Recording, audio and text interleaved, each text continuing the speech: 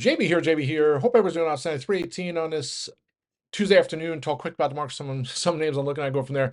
S&P reversing gains, so we're down about nearly 2%, just accelerating here into the afternoon. Uh, seem like, so another big day, right? So almost 525 in the early morning, and then reverse. I'm just trying to see where we were. That's pretty much exactly where we hit it at 10:17 yesterday. And then it's just kind of been a melt. There's no news or catalyst really. I mean, there's just that reiteration from the administration that there's going to be 104% tariff slapped on China at 12:01 a.m. overnight. And then outside of that, it's the status quo.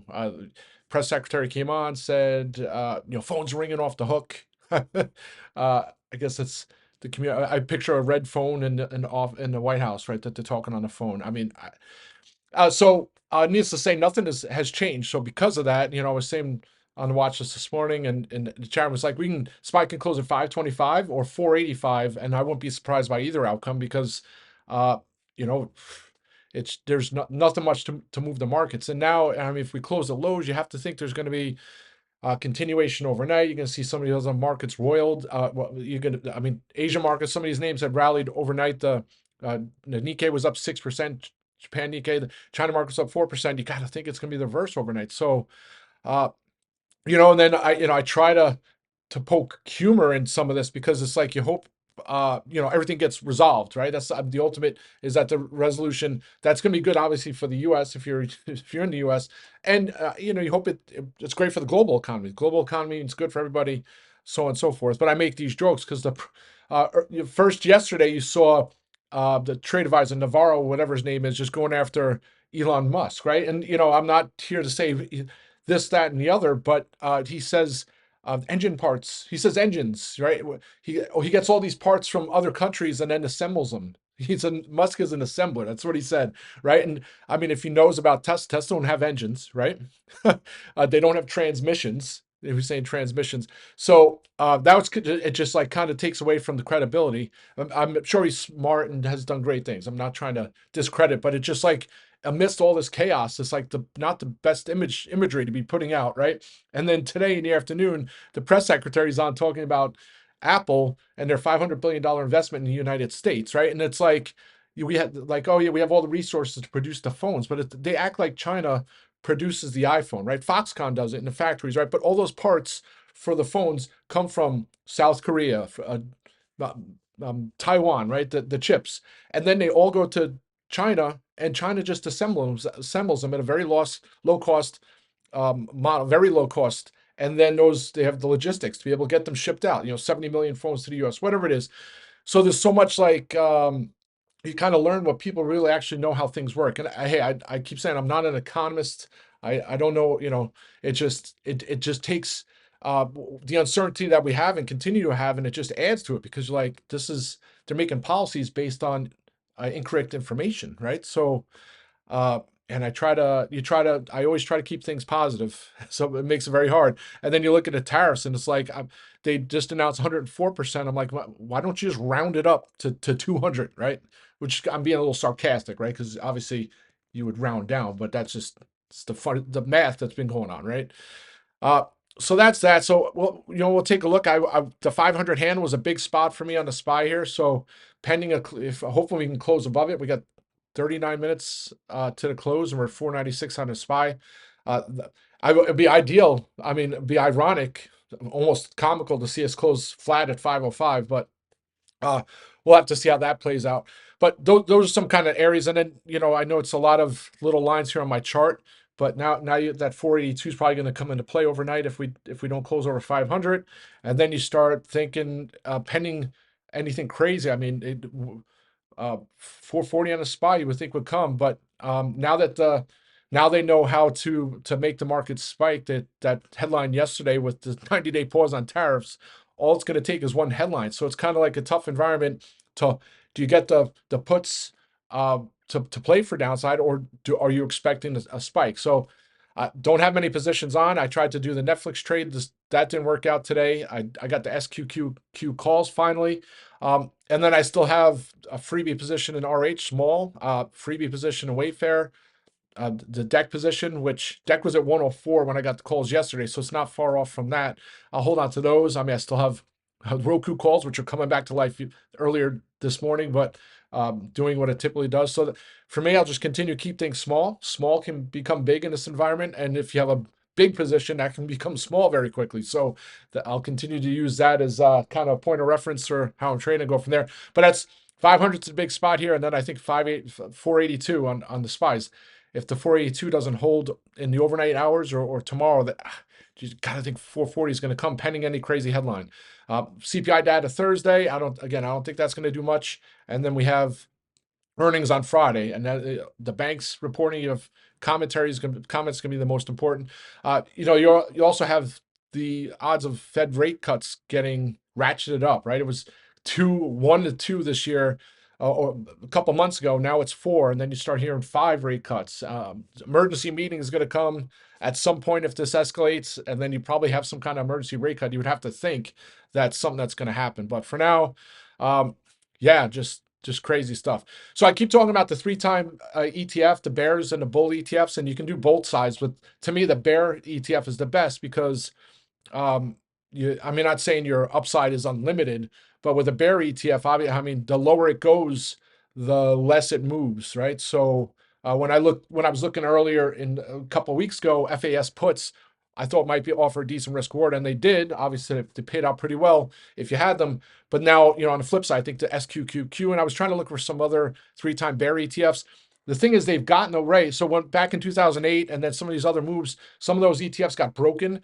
So you had blow-ups, things like that. So they caused some of these 3-time ETFs to go to 2-time ETFs. So back in the day, Dust and JDust used to be 3 times. They're only 2 times.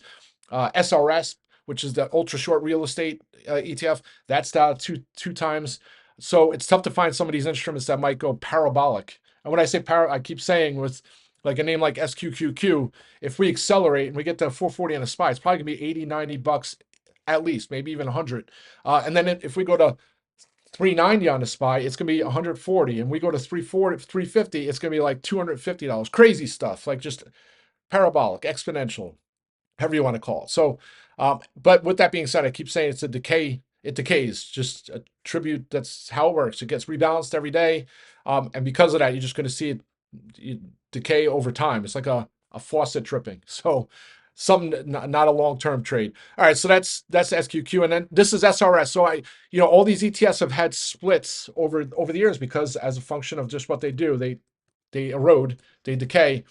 So, I mean, the point of reference, this is back in 2008, but you can see it gyrating, but it says 30,000 up to 110,000 only because those are splits. So because of the reverse splits, it says 110,000, but you can see the moves, and they were insane. I remember SRS was $20 and went up to 350, very quick time frame. So I'm not trying to create fear or whatever, but I'm saying there's opportunities. I remember back in 2008, 2009, you're watching those, and then you're saying, "Oh man, I missed it." And FAS was maybe it was $20 and went up to 100, and you're like, "Oh, I missed it." And then the next day it goes from 100 to 160. You're like, "Wait a second." And then you wake up, and the next day it went from, you think you missed it, and you're like, "Oh, I missed it." And then it gaps up at 2 to 250. So I'm not saying to chase it either. I'm just saying I wish I got in at 20 and kind of small positions, so it takes out the emotion, and then that helps you not get crazy about the markets going absolutely bonkers to the downside. All right, so that's the overall market. That was my little my bear market thing. And then the VIX, historically speaking, I think someone posted on FinTwit, it's only closed over the 45 handle like twice over the last couple decades. And here we go. It's going to be 3 times pending any end of day crazy squeeze. All right. So that's overall market, just individual names. And, Netflix, I kept looking at it. And then in the morning, the 1,000 strikes, which I looked yesterday when it was 850 were $1. And then this morning, after that JPM positive analyst note came out, it was at 900, and the hundreds, the thousands are still $1. So I'm like, oh, maybe a decent risk reward here. Well, half of me was like, good thing I didn't enter because it did run and gap and it still didn't make any money. But then I'm like, oh, maybe a good entry. And then sure enough, 910, 915. Once it started breaking 920, the 110s were up 50 or 60%. I went and got the 1010s and pretty much marked the top. I think it hit 922, and then it just melted from there. Normally, I'm not someone who salvages call positions, especially on the weekly strikes. But considering I can take that and maybe redeploy it on Netflix at some point later in the week, that was kind of the thought process there. So, in the spirit of keeping things small, close those out for a loss. I'll continue to look for Netflix. It was actually showing some relative strength when the SPY started breaking from 515 down to 500. It kind of stayed flat. I'm like, oh, maybe it's going to reverse course if we bounce, and then we haven't bounced. So that's kind of Netflix. Then the other names I'm in, the Restoration Hardware. It's actually back above it's back to its levels from yesterday. Still above where it opened yesterday, but unfortunately it's down nearly 10%. Still a name that can swing 20, 30, $40 on any kind of news or headline, especially if something comes out around Vietnam. Just have those last few left. It was a nice monster yesterday, so I'll continue to hold those. Same thing goes for Wayfair, doing the opposite. It was over $30, or well, it was close to $30 yesterday. Now it just can't get its footing, down 12%. Another name that could just squeeze on any positive news. It did that halt yesterday on the downside. Maybe it'll do it on the flip side if there's any positive news. And then some other names. So trying to find some hedges. And it's if we do, my worry is that if we do gap down, or let's say there's some kind of limit down, then they're going to come out with some kind of update, right? Just to alleviate some of the tension and the fear in the market, right? You have to think they're trying to walk a tightrope between, similar to what Fed Chair Powell has to do at his Fed meetings, right? They have to walk the tightrope of, hey, we're going to hold tough. We're going to put tariffs on these countries. They're going to work out deals that are beneficial to the United States. But then they also have to be like, hey, we don't want to hurt our every pretty much citizens of the United States have some money working in the market, whether it's the 401ks, the pensions, uh, passive income, whatever it is, and a down market kills everybody. So you got to think they got to walk that tightrope. So that's my fear, adding too much in regards to put side protection, on the premise that they're probably going to come out with some kind of update that's going to spike the market. So that's kind of that. I mean, if you've traded these before, there's wild swings. I'm sure there's going to continue to be wild swings. If there's no more updates, the wild swings are probably going to resolve more to the downside. Unfortunately, I was hoping for a gap fill up near 535 or so on a SPY. Who knows? We still might get it. But I'd love to see it close at least flat. Well, at least over 500. A flat close would possibly set things up for tomorrow. But anyway, that's it, folks. Let's have a great day. I'll be back on audio later. Rock and roll.